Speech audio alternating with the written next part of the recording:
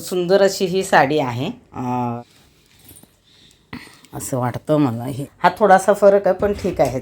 हा चालून जाईल. आणि मी हे कटिंग करायला बसणार होते, पण त्याच्या आधी हे आता काच जे होतं त्याच्यामध्ये तो दुसरा बसला. म्हणजे हा पुढचा भाग, म्हणजे एवढी सगळी तयारी केली. म्हणजे कंटिन्यू कटिंग 25-26 एवढंच, त्याच्यापेक्षा जास्त नाही. त्याच्यापेक्षा जास्त असलं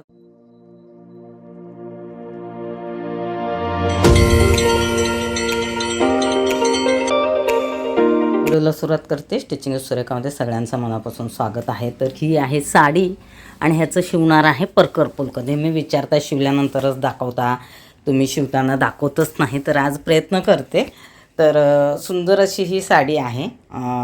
हे तुम्ही पाहू शकता. काठ किती सुंदर आहेत, एकदम मोठे काठ आहेत. आणि ह्याचे माप आहेत. म्हणजे मला वाटतं 25 उंची आहे परकरची.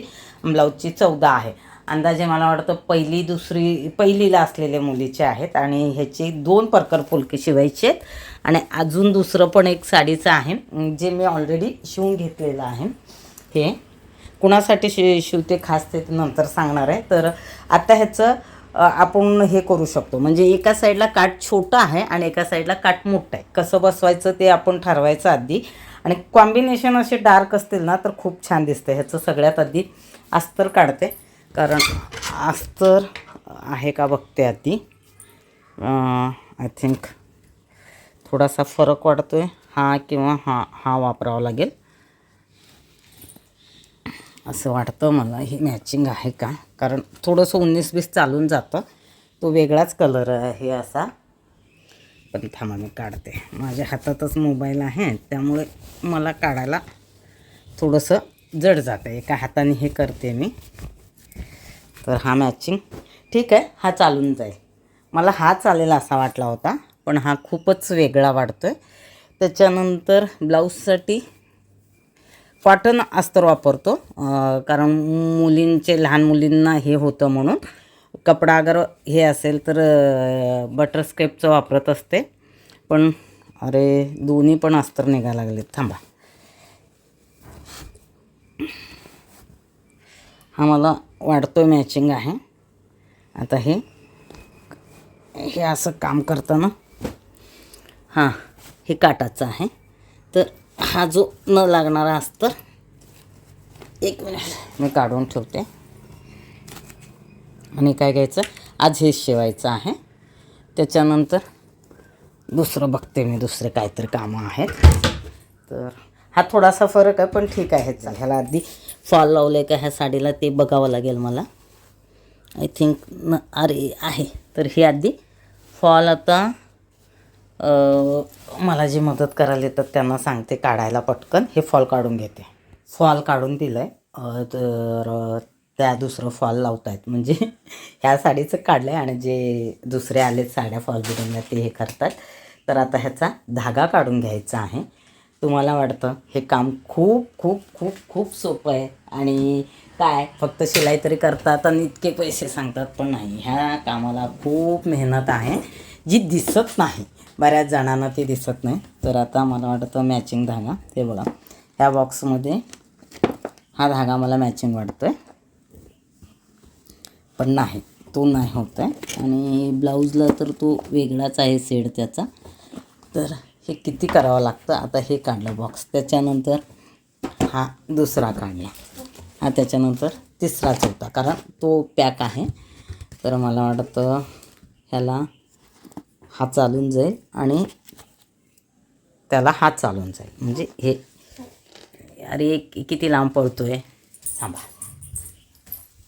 हा ह्याला चालून जाईल आणि ह्याला असा हा चालून जाईल असं मला वाटायला लागलं आहे. तरीही मी परत चेक करते ह्या बॉक्समध्ये, पण नाही परफेक्ट आहे, त्याच्यापेक्षा नाही आहे.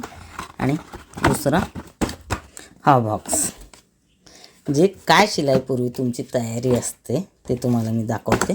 आता ह्याच्यामध्ये हे जे दोन्ही दोरे आहेत ते एक्स्ट्रा त्या बॉक्समध्ये बसत नाही आहेत, म्हणजे ही साईज मोठी. तर आता मी जिथं शिलाईला बसते तिथं हा बॉक्स आहे.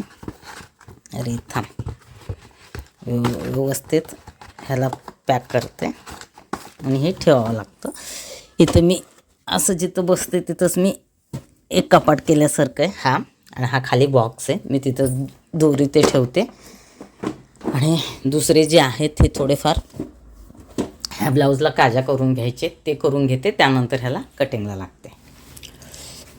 काल हे मी शिवून घेतलेत, मशीनवरती ह्याचे काजे करायचे. हा धागा लावलेला आहे, मला वाटलं हे करून घेतलं आहे. मी हे कटिंग करायला बसणार होते, पण त्याच्या आधी हे आता काढून घेते, त्यानंतर कटिंग करते. म्हणजे मी तुम्हाला शिलाई करताना काय मेहनत असते ते दाखवण्याचा प्रयत्न करणार आहे, कारण खूप जण विचारतात. तर चालेल, चला ह्याचं काज करून घेते.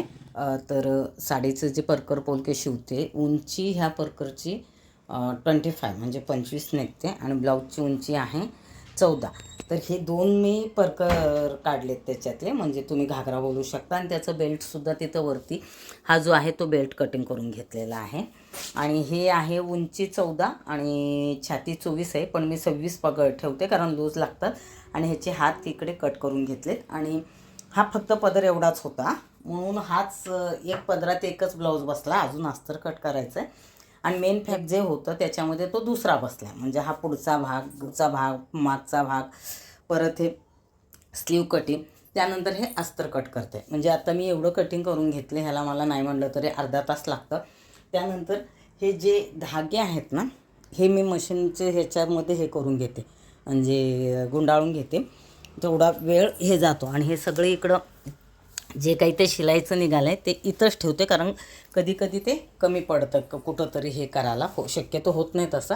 आणि हे दुसरं जे सांगितलं मी तुम्हाला, हे काज जे आहे तुम्ही पाहू शकता, मी दाखवते असं. हा 1 2 मशीनवरती काळाच धागा वापरला आहे, कारण हा डार्कच आहे. हे 3 आणि हे 4 मशीनवरती करून घेतलेत. बिडिंगचं मशीन आहे ते. आता हे ह्या बाजूला ठेवून देणार.